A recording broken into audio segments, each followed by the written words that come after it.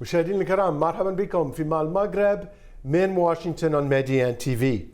Bienvenue chers téléspectateurs dans un nouvel épisode de votre émission Avec le Maroc depuis Washington sur Medi 1 TV.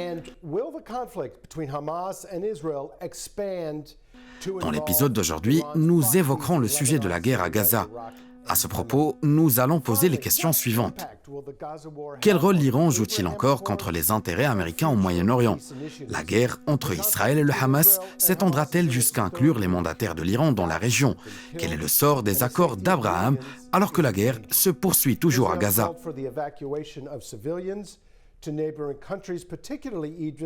Les affrontements entre Israël et le Hamas sont entrés dans leur 4e semaine avec des milliers de morts et des millions de personnes en danger.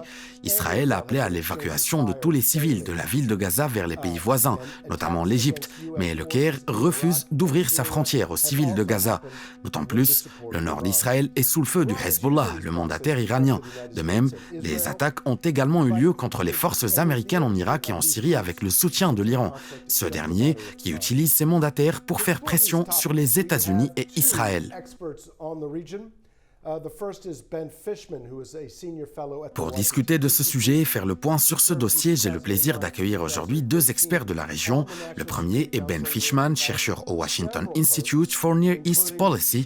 Il a travaillé de 2009 à 2013 au Conseil national de sécurité nationale, où il a occupé plusieurs postes, dont celui de directeur de la division Afrique du Nord, la Jordanie et la Libye, et assistant exécutif de l'ambassadeur Denis Ross.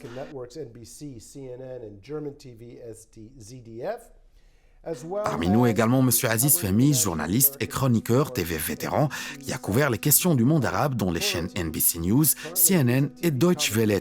Il a également couvert l'actualité américaine et internationale pour la chaîne saoudienne NBC. De plus, il a mené des entrevues spéciales avec Bill Clinton, Yitzhak Rabin, George Bush Senior, Bush Junior et Shimon Peres. Je vous souhaite la bienvenue, Ben et Aziz, et comme à l'accoutumée, se trouve également parmi nous notre chroniqueur Georges Landrit. Mais avant de me tourner vers vous, Georges, permettez qu'on regarde ensemble ce reportage de notre correspondante Jihan Mansour.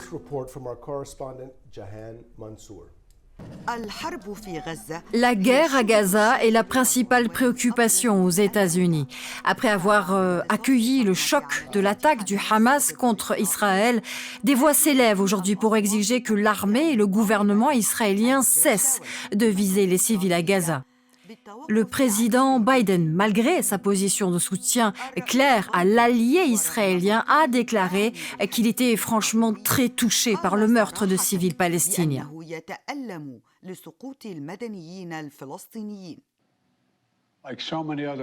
Comme tant d'autres, je suis profondément attristé par la perte tragique de vies palestiniennes, notamment lors de l'explosion qui a eu lieu dans un hôpital à Gaza et qui n'a pas été causée par les Israéliens. Nous déplorons la mort de tous ces innocents. Nous ne pouvons pas ignorer l'humanité des Palestiniens innocents qui ne demandent qu'à vivre en paix et à profiter également de la vie. Donc, lors de son discours adressé au peuple américain, Biden a joué sur le sentiment humanitaire des Américains et s'est réconcilié avec l'opinion publique américaine qui rejette la guerre, quelles qu'en soient les causes d'ailleurs. Mais il n'a pas manqué l'occasion de souligner son soutien clair et entier à Israël. En Israël, nous devons veiller à ce que le pays dispose de ce dont il a besoin pour protéger son peuple aujourd'hui et toujours. L'ensemble des mesures de sécurité que j'envoie au Congrès et que je lui demande d'adopter est un engagement sans précédent en faveur de la sécurité d'Israël, qui renforcera l'avantage militaire qualitatif d'Israël auquel nous nous sommes engagés.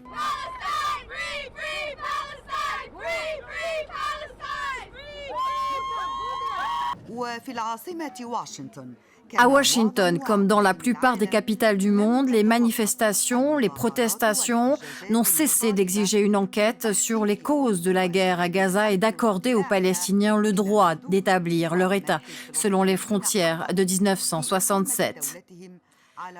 Contrairement à la position de l'administration Biden, l'opinion publique américaine oscille, elle, entre un soutien absolu à Israël et ce qu'elle considère comme son droit à l'autodéfense et ceux qui y voient une exagération et une prise pour cible des civils innocents. Cependant, la seule chose sur laquelle s'accordent les Américains, c'est celle d'éliminer le Hamas qui a choisi de se ranger du côté du Hezbollah et de l'Iran. En fait, lorsque l'Iran est mentionné, ce sont toutes les descriptions du mal et toutes les justifications qui vont avec, car l'Iran est un ennemi des États-Unis et quiconque s'allie avec Téhéran est également un ennemi de Washington.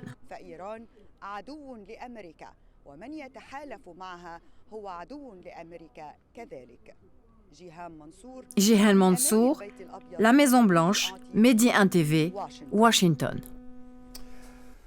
Thank you, Jehan. Fascinating stuff. George, let's start with you. Merci Jehan, c'est très intéressant. George, je commence par vous. Il y a eu de vives critiques à l'encontre de l'administration Biden, non seulement depuis le 7 octobre, mais avant cela, à cause de ce que l'on appelle la clémence envers l'Iran, en lui permettant de vendre du pétrole et d'obtenir une partie de ses fonds gelés.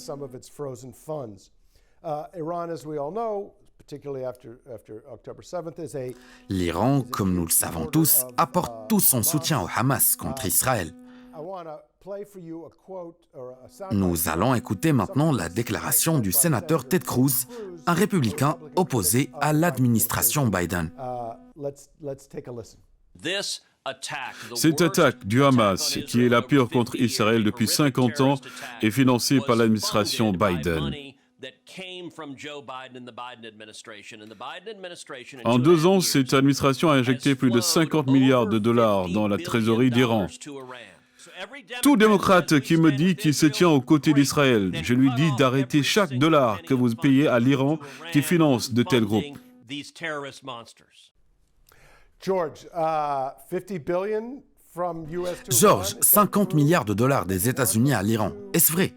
Pensez-vous que nous verrons un durcissement des mesures contre l'Iran dans les semaines et les mois à venir?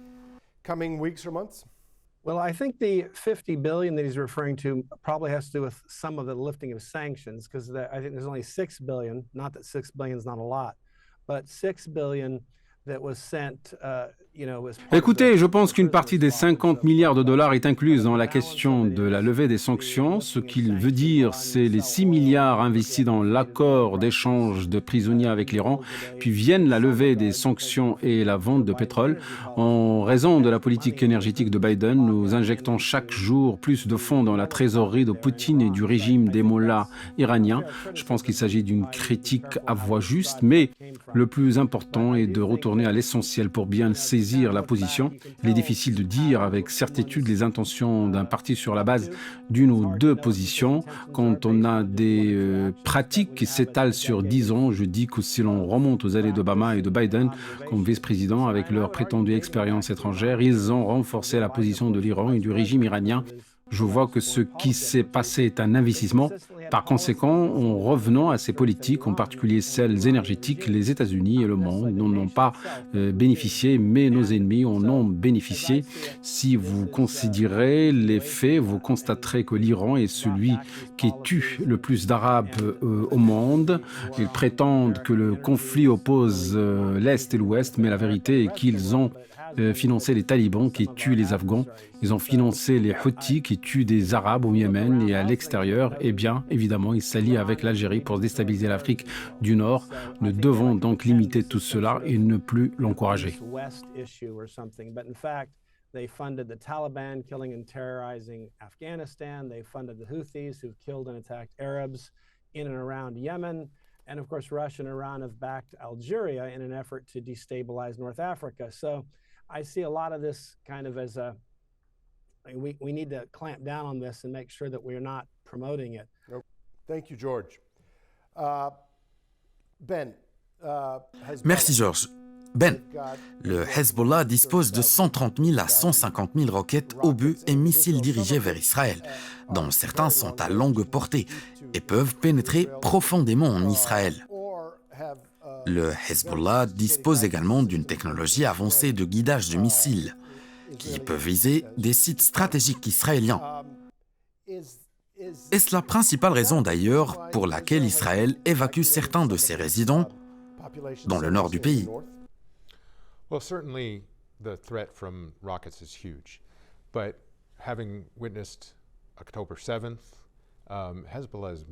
Bien entendu, la menace des missiles représente un énorme danger, mais après avoir vu ce qui s'est passé le 7 octobre, le Hezbollah est beaucoup plus avancé que le Hamas. Now, obviously, Israel has deployed forces there and evacuated citizens. So it's not just the threat of rockets, but what they... Le Hezbollah a l'habitude de creuser des tunnels pour atteindre Israël, mais Tel Aviv a déployé des forces dans le nord du pays et il a évacué les citoyens israéliens de la zone frontalière.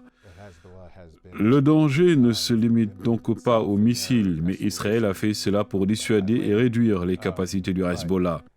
It's a very dangerous chess game that's going on. We've seen also a drone attack against Israeli forces that were intercepted.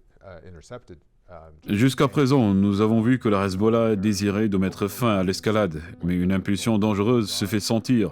Nous avons vu une attaque de drone contre les forces israéliennes qui a été interceptée, ce qui indique la tentative du Hezbollah de tester les faiblesses du côté israélien. De nos jours, la plupart des analyses estiment que l'Iran n'essaie pas d'ouvrir un deuxième front dans le nord d'Israël parce que le Hezbollah est devenu moins populaire au Liban. L'Iran ne veut pas que le Liban soit témoin d'une nouvelle destruction. De ce fait, je crois que l'Iran veut préserver les capacités du Hezbollah afin qu'elles puissent peut-être utiliser si une autre opportunité verra le jour. En fait, le déploiement d'énormes forces américaines en Méditerranée orientale a poussé l'Iran de réfléchir à deux fois. That's making them think twice. Lot of questions that your answer gives to me, but I will hold off on them for a second. Go to Aziz. Aziz, you know. Votre réponse soulève de nombreuses questions que nous laisserons pour plus tard. Permettez-moi maintenant de me tourner vers Aziz. Aziz, Ben a parlé du Hezbollah dans le nord d'Israël, ce qui nous amène à dire que le Hamas n'est qu'un front unique pour une stratégie iranienne vaste et complexe, et que son objectif est d'encercler Israël. Même si Israël sera capable d'éliminer le Hamas, cela ne mettra pas fin à la menace iranienne systématique. De ce fait, de nombreux analystes disent que la guerre à Gaza n'est que le début de ce qui se transformera en une guerre beaucoup plus longue que prévu et n'aboutira pas à la défaite du Hamas. Qu'en pensez-vous ?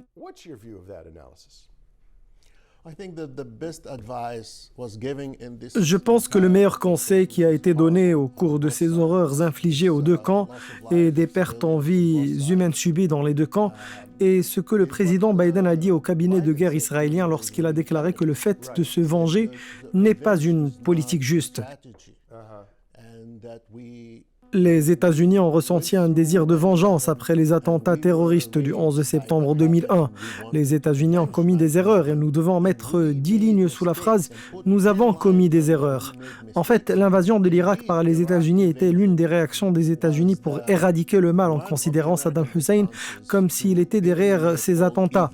C'était une calomnie puisqu'il n'avait aucun lien avec les attentats du 11 septembre ou avec Al-Qaïda. Mais Donald Rumsfeld a fabriqué cette relation. L'invasion de l'Irak s'est terminée par un désastre car elle a été un cadeau pour l'Iran parce que les chiites ont pris le contrôle de l'Irak.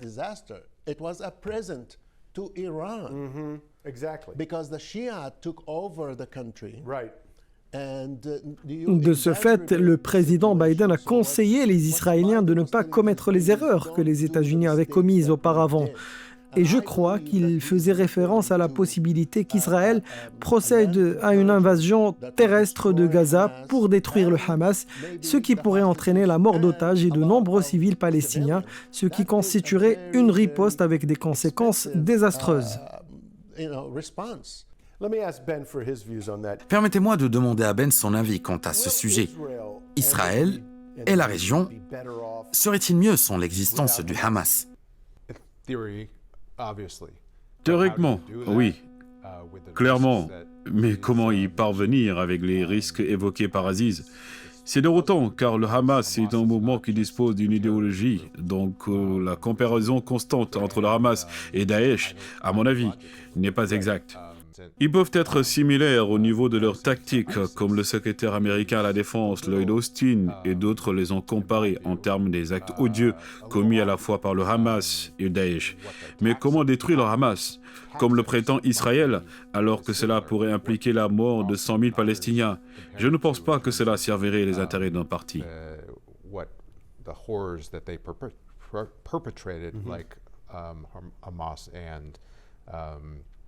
ISIS.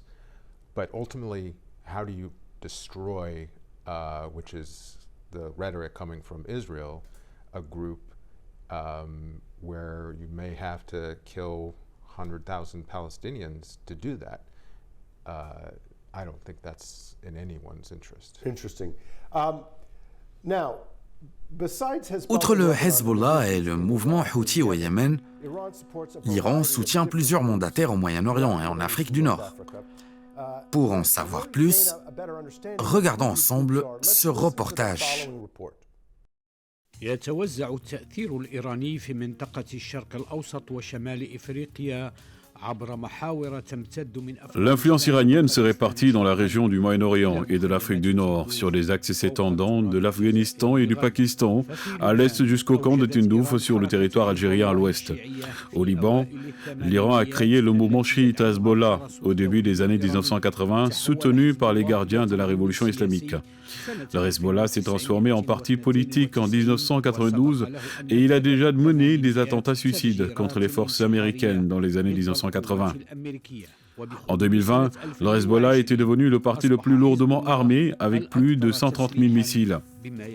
En Irak, l'Iran a implanté les brigades de Hezbollah à Saïb, al-Aqaq, le mouvement Hezbollah al-Nujaba, l'organisation Badr, basée en Irak avant la chute du régime Saddam Hussein et la brigade des maîtres des martyrs, qui a également rejoint les forces de mobilisation populaire irakiennes.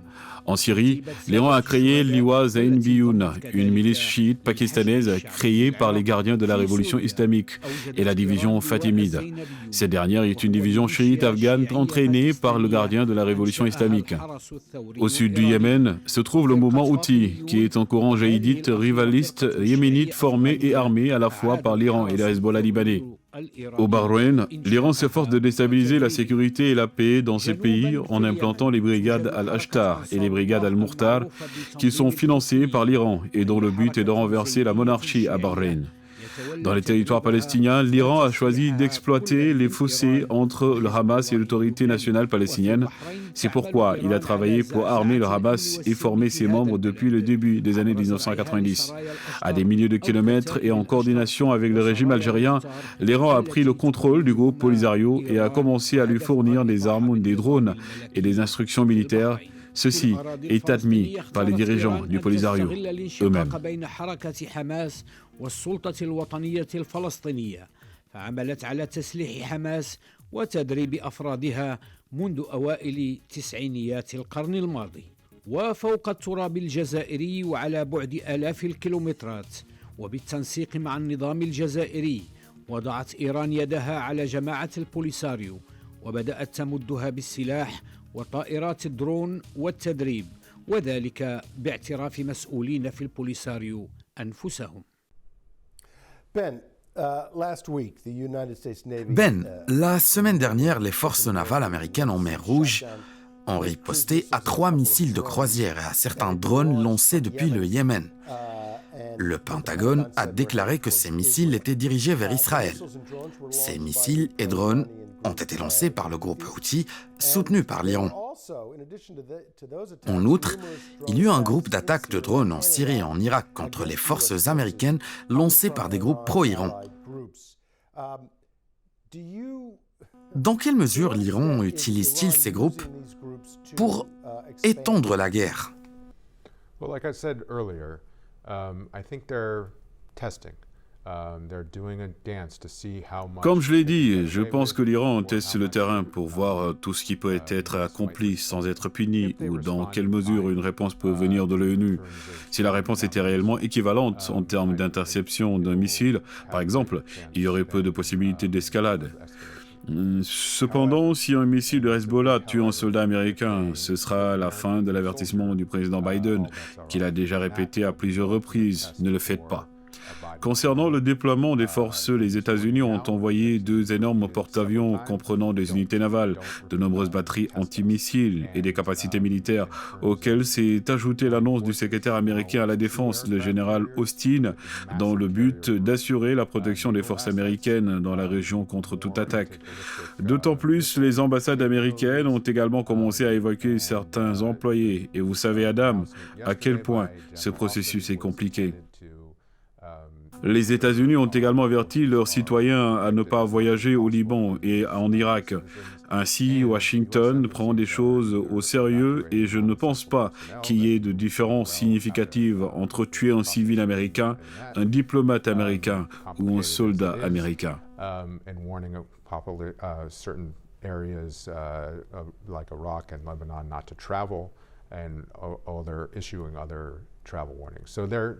Taking it seriously, and I don't think there will be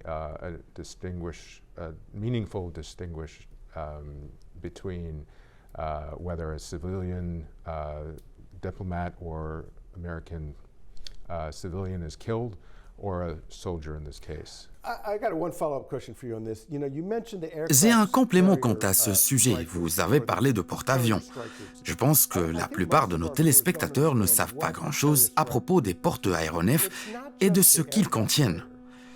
Il ne s'agit pas d'un seul porte-avions, mais plutôt d'une flotte composée de 15 à 20 cuirassés, qui comprennent des sous-marins, des plateformes de guidage de missiles, des véhicules blindés, des avions ravitailleurs et bien plus encore.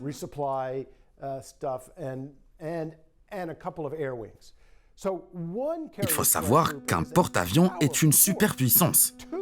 Mais 2, je ne me souviens pas d'un moment dans l'histoire moderne où nous avons déplacé 2 porte-aéronefs vers le même terrain d'opération. C'est quelque chose de vraiment inédit. Oui, il s'agit d'une situation de guerre et c'est une dissuasion absolue à un moment où Israël pense ses blessures et organise ses rangs. Il s'agit également d'un autre message adressé à l'Iran de ne pas entreprendre une escalade.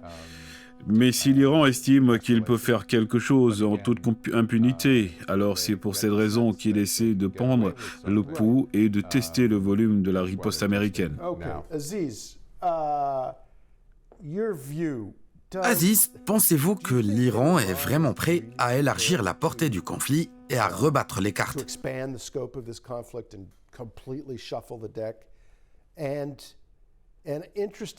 Téhéran a exprimé une idée que j'aimerais que vous commentiez, à savoir la possibilité qu'une attaque se produise par erreur ou involontairement, et tout cela alors que nous sommes en année électorale.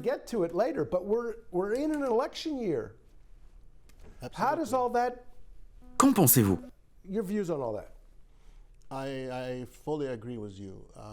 Je suis complètement d'accord avec vous. Tout d'abord, nous ne savons pas ce qui se passe exactement au niveau de la pensée iranienne et nous ne savons pas non plus quels sont les calculs de l'Iran et ce qu'il peut faire, quand et comment.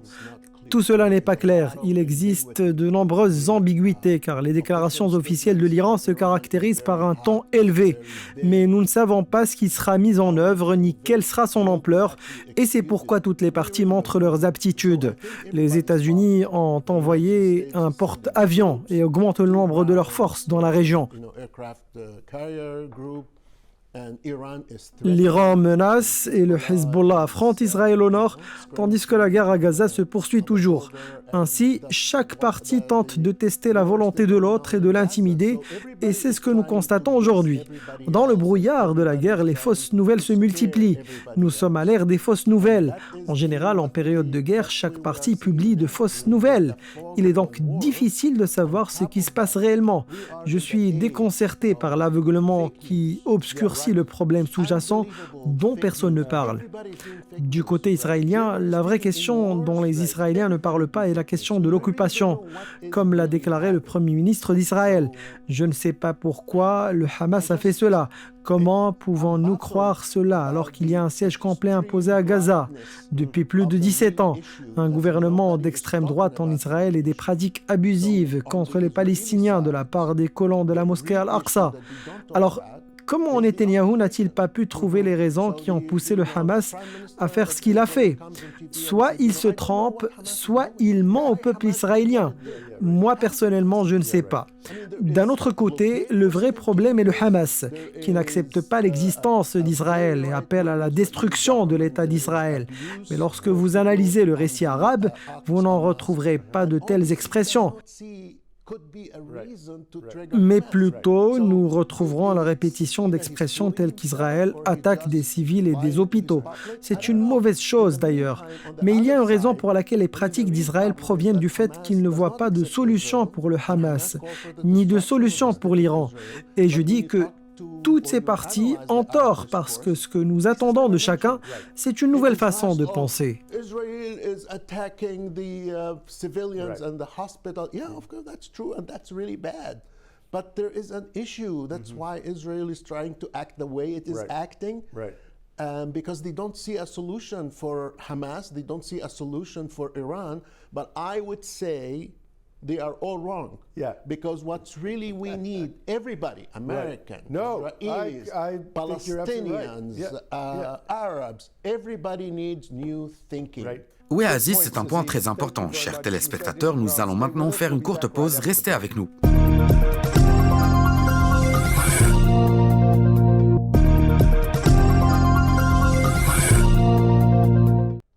Chers téléspectateurs, nous voilà de retour pour la suite de votre émission avec le Maroc depuis Washington. Aujourd'hui, nous discutons du rôle iranien dans les événements qui se déroulent actuellement au Moyen-Orient. Le New York Times a récemment publié un article intitulé « Le président Biden cherche à dissuader l'Iran et le Hezbollah pour éviter l'escalade ». Nous allons découvrir maintenant ensemble les détails de cet article.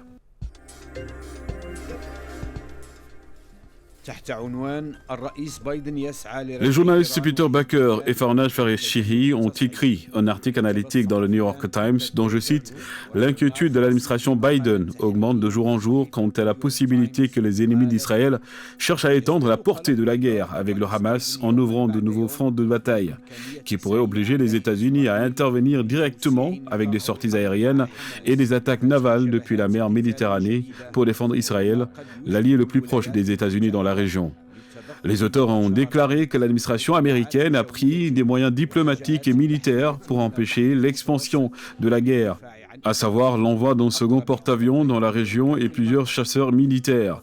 L'administration américaine a également envoyé des avertissements à l'Iran via le Qatar, Oman et la Chine sur les conséquences de son ingérence dans la région.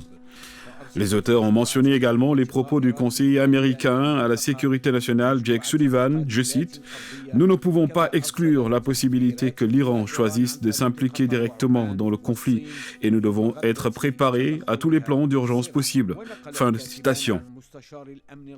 C'est exactement ce qu'a fait le président Biden lorsqu'il a ordonné l'envoi de porte-avions comme message clair de dissuasion selon lequel nous ne laisserons pas la guerre en Israël et le Hamas s'intensifier sur d'autres fronts.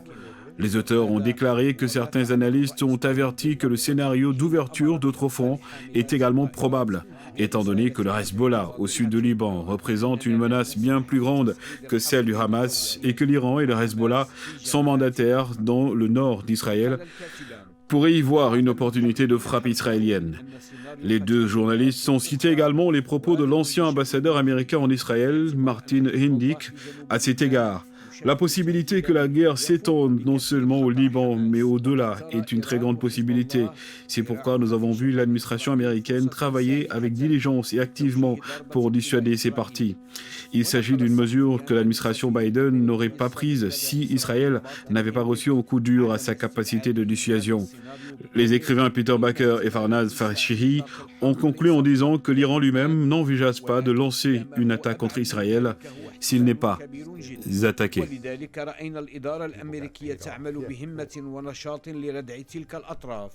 وهو إجراء لم تكن إدارة الرئيس بايدن لتقدم عليه إذا لم تكن إسرائيل قد تلقت ضربة موجعة لقدرتها على الردع.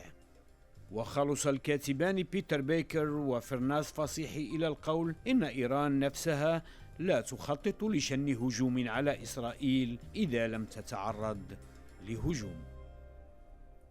George, pensez-vous qu'Israël pourrait lancer une attaque préventive contre l'Iran pour se défendre? That's a very, very good question.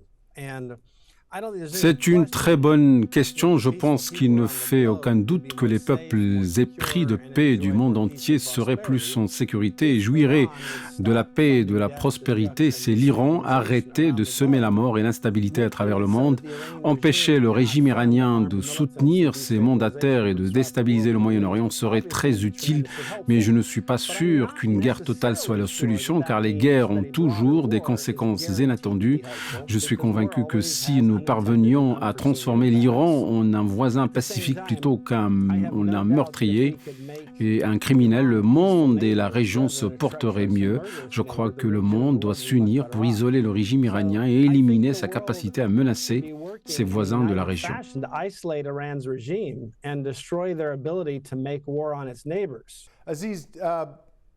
Aziz, y a-t-il un fondement logique pour une attaque préventive israélienne contre l'Iran? Pas du tout. Il existe une loi qui dit que toute action entraîne une réaction. Il est donc impossible pour Israël de lancer une attaque contre l'Iran sans que ce dernier ne réponde. L'Iran s'étend sur une vaste zone et dispose de nombreuses capacités militaires. Il faudra donc réfléchir à ce qui se passerait concernant le scénario du lendemain d'une attaque israélienne lorsque l'Iran réagirait et que le Hamas et le Hezbollah les rejoindraient certainement. Et je crois que les Israéliens sont bien plus intelligents que cela. So I don't think this is a non-starter. I think the Israelis are far more intelligent to do something like this. Bon, revenons au calcul iranien. Ben, l'attaque menée par le Hamas le 7 octobre a coïncidé avec les progrès au niveau des pourparlers saoudo-israéliens parrainés par les États-Unis visant à la normalisation des relations. Pensez-vous que la révision de l'accord saoudo-israélien était l'un des objectifs du Hamas à travers une telle attaque? De nombreux objectifs se cachent derrière l'attaque du Hamas. Premièrement, il a lancé des attaques sans précédent dans le but de mettre dans l'embarras l'autorité palestinienne qui n'est pas présente à Gaza et perd sa popularité en Cisjordanie. Le Hamas prétend donc jouer son rôle le plus important en tant que véritable mouvement de résistance. Mais il ne fait aucun doute que le Hamas avait également l'intention de retarder, voire d'arrêter la tendance positive qui s'est manifestée dans les pourparlers saoudiens avec Israël. Et je ne sais pas si ce qu'a fait le Hamas mettre fin à ces tendances, car le prince héritier saoudien Mohammed Ben Salman estime qu'il y a un intérêt pour une normalisation avec Israël. Le royaume d'Arabie saoudite parlait également d'augmenter les opportunités d'emploi pour les Palestiniens dans la zone C et ainsi de revenir à la mise en œuvre du cadre des accords d'Oslo. Et ce n'est plus le cas car la situation nécessite désormais de réfléchir sérieusement quant à la situation des Palestiniens. Pour l'Arabie saoudite, ce qui s'est passé constitue un avertissement que la question n'est pas seulement ce que les Saoudiens en pensent, mais ce que le monde arabe pense de la nécessité de contribuer à résoudre le problème tout entier.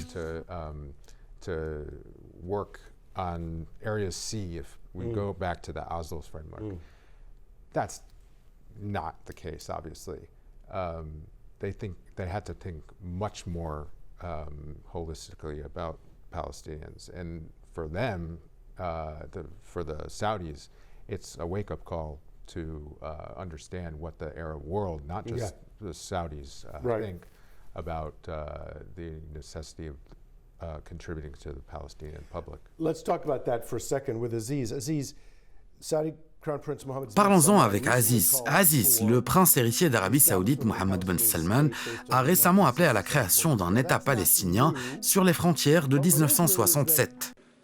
À cet égard, nous affirmons notre rejet catégorique de prendre pour cible les civils de quelque manière ou sous quelque prétexte que ce soit. Les conditions doivent être créées pour le retour de la stabilité et la réalisation d'une paix durable qui fournira une solution juste pour la création d'un État palestinien à l'intérieur des frontières de 1967 afin d'assurer la sécurité et la prospérité pour tous. Mohammed bin Salman said it and made it. Ce n'est pas nouveau, mais ce qui est nouveau, c'est que le prince Mohammed bin Salman a dit cela et l'a adopté comme base de la position politique saoudienne. Ma question est la suivante. Si nous considérons ce que Ben a dit à propos de l'approche israélienne, l'idée d'établir un État palestinien à l'intérieur des frontières de 1967 est-elle une possibilité réaliste?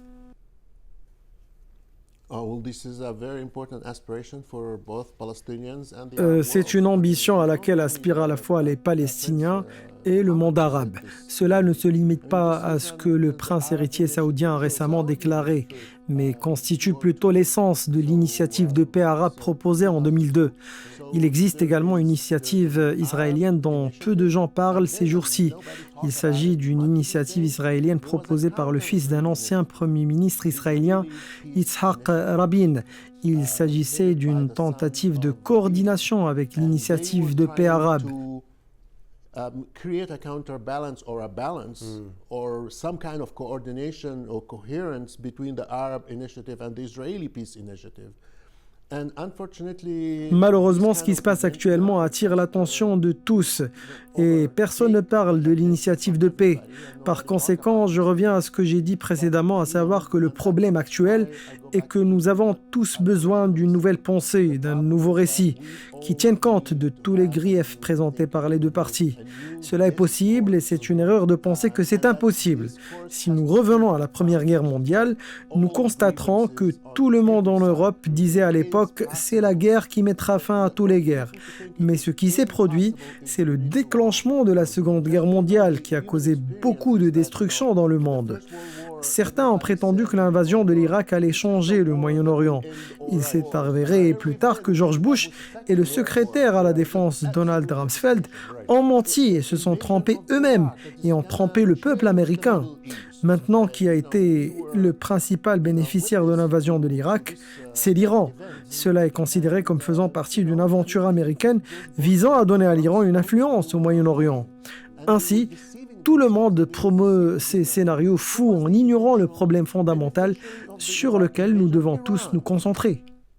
And you know what? In the Arab discourse, they say, "Oh, this is part of the American conspiracy, is to, give Iran a hand on the Middle East." So everybody is just creating these crazy scenarios by ignoring the initial problem.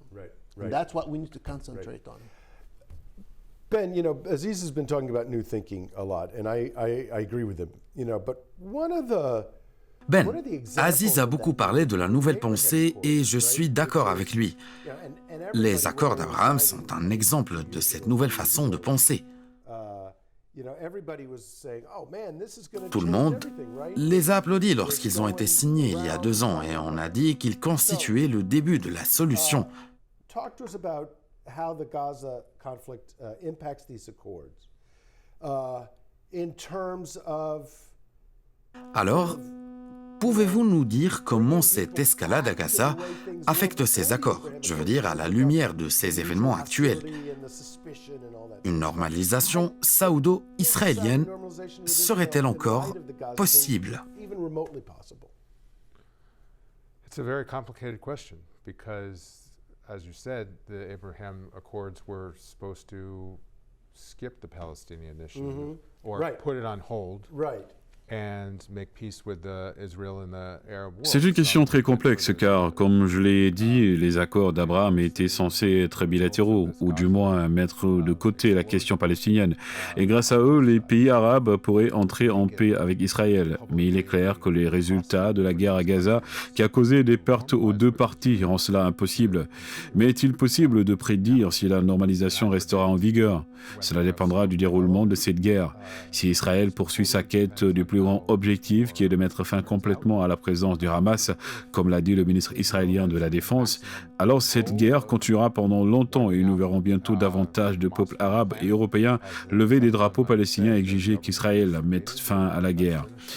Ici, la question suivante se pose. Comment un gouvernement arabe peut-il combiner cette situation avec le processus de normalisation avec Israël ? Cependant, si le président Biden parvient à convaincre Israël avec son message selon lequel il ne faut pas se laisser guider par le désir de vengeance, alors les gouvernements arabes seront en mesure de poursuivre le processus de normalisation. Et le plus important, je crois, est la capacité du Royaume d'Arabie Saoudite à contribuer au maximum au processus de reconstruction de Gaza, si cela est possible. Cela permettra, à mon avis, à l'Arabie Saoudite de régler ses différends avec les Palestiniens et de poursuivre ses efforts de normalisation avec Israël. Mais il s'agit d'une situation très compliquée, surtout maintenant où tout est en suspense. Contribute the most in a post-reconstruction Gaza if there's any possibility of that. That is my view, that they can restore their credibility to the Palestinian public and continue their effort to normalize with Israel. But it's a very, very complicated situation, especially now when so much is up in the air. Chers téléspectateurs, Ben a évoqué un sujet important, à savoir le fait de lever le drapeau palestinien. Ici à Washington et dans l'ensemble des États-Unis, nous avons vu des protestations exigeant la fin de la guerre à Gaza, dont certaines incluaient des Palestiniens, des Arabes et des Juifs américains. Écoutons certaines de leurs opinions. Personnellement, je crois au cessez-le-feu. Et je comprends aussi les raisons de chaque partie dans ce conflit, car chacune a ses objectifs. Mais je crois qu'il faut mettre un terme à la violence et qu'une solution pacifique verra le jour. Nous devons faire de notre mieux. En tant que pays pacifique et souverain, nous ne devons pas interférer.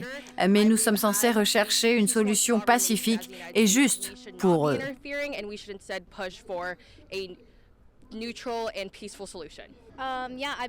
Oui, nous avons besoin de paix entre les deux parties, car toutes les deux ont perdu de nombreux civils innocents et ne méritent pas de souffrir dans cette situation.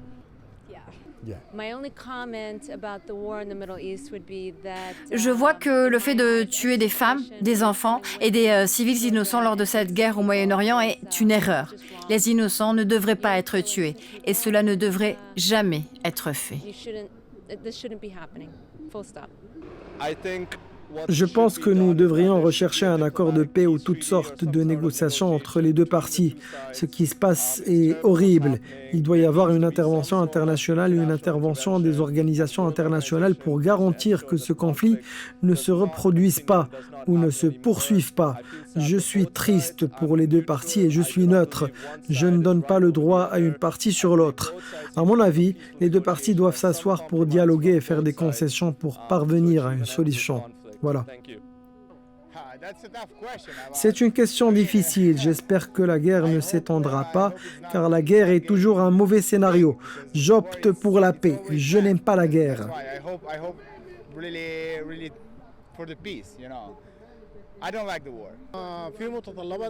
Il y a de nombreuses exigences. Le Hezbollah a le potentiel d'entraîner l'Iran dans cette guerre.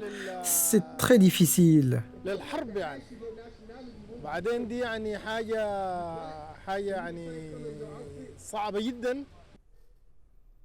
Okay, Aziz, those were pretty. Aziz, nous venons d'entendre des opinions de manifestants pacifiques. Mais dans la rue arabe, il y a diverses manifestations et le niveau de haine augmente de jour en jour à mesure que les bombardements et les meurtres se poursuivent. Comment pensez-vous que la guerre à Gaza, avec toutes ses répercussions humanitaires, affectera les accords d'Abraham? So far, it did not.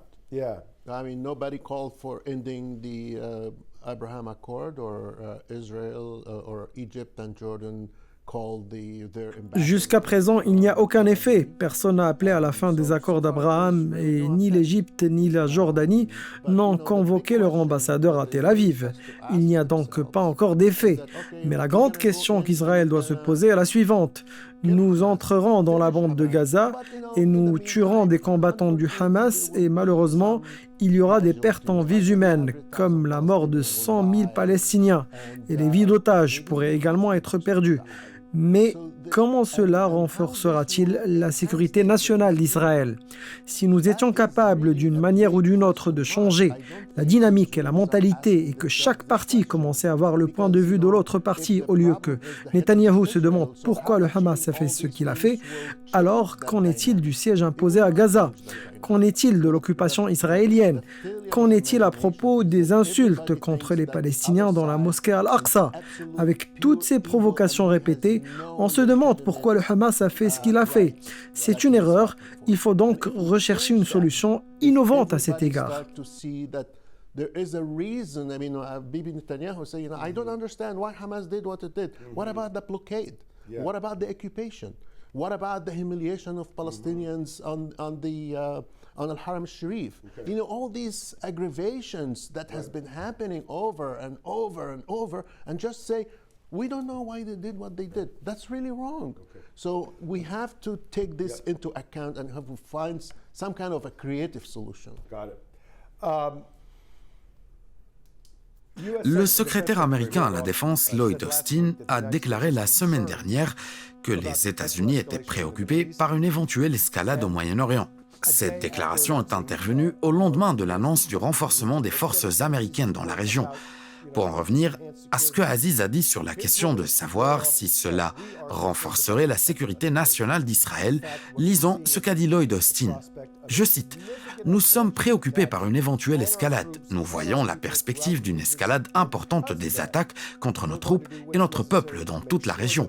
Et pour cette raison, nous allons faire ce qui est nécessaire pour nous assurer que nos troupes sont dans la bonne position et qu'elles sont protégées et que nous avons la capacité de réagir. » Ben, quel est l'impact de l'implication des États-Unis dans ce conflit avant les élections présidentielles qui auront lieu dans 12 mois seulement?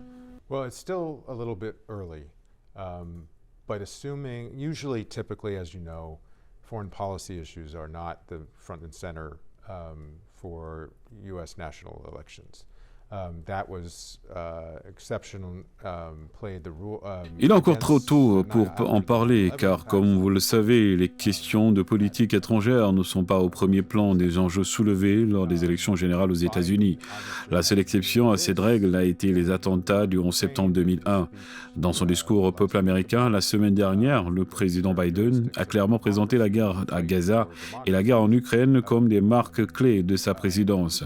Si la guerre dans la bande de Gaza continue et que Biden fait face à davantage de pression, cela pourrait devenir un facteur. Mais en fin de compte, si la faisabilité de la politique économique de Biden n'est pas reconnue aux États-Unis, cela deviendra le véritable test de sa présidence.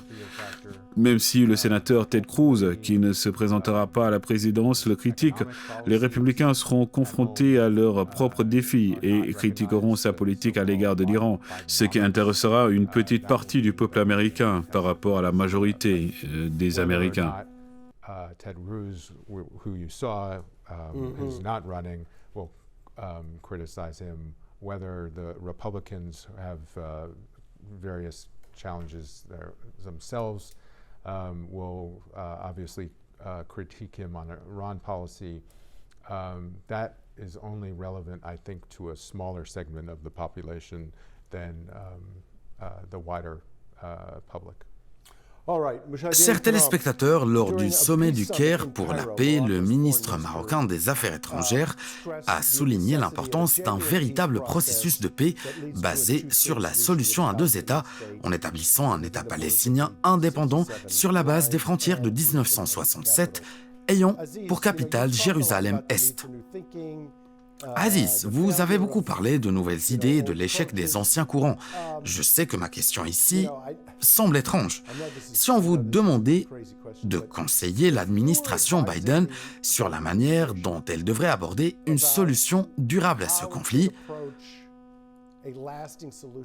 ou sur la manière dont Israël devrait se comporter. Si vous pouviez donner des conseils sur la manière dont les États-Unis peuvent collaborer avec Israël pour parvenir à une solution durable, que diriez-vous exactement ?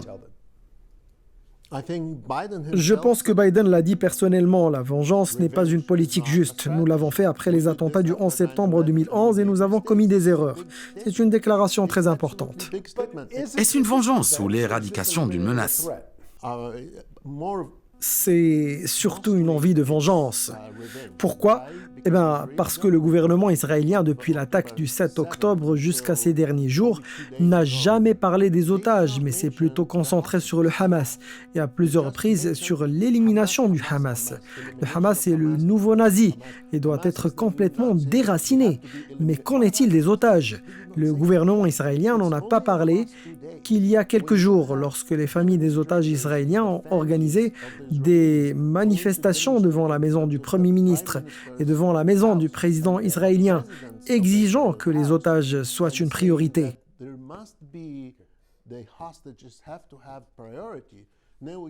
Ici, nous avons commencé à voir un certain changement dans le discours israélien. D'un autre côté, les États-Unis ont commencé à appeler Israël à reporter l'invasion terrestre israélienne sur Gaza, surtout avec les négociations de médiation du Qatar avec le Hamas et les États-Unis pour tenter de parvenir à un accord important par lequel tous les otages pourraient être libérés en échange de la libération des prisonniers palestiniens dans les prisons israéliennes. Ainsi, les caractéristiques de la scène ont commencé à changer.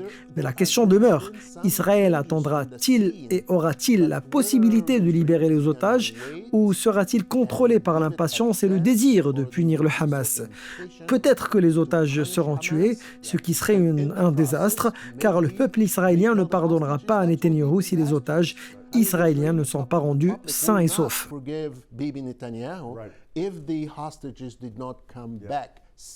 Okay. I'm going to have to stop you there. But it's interesting. Aziz brings up a very... Permettez-moi de vous interrompre, le temps nous est compté. Ce qui est intéressant, c'est qu'Aziz a évoqué des opinions très importantes. Nous n'avons pas assez de temps pour en discuter. Le plus important s'articule autour de l'avenir de Benjamin Netanyahou.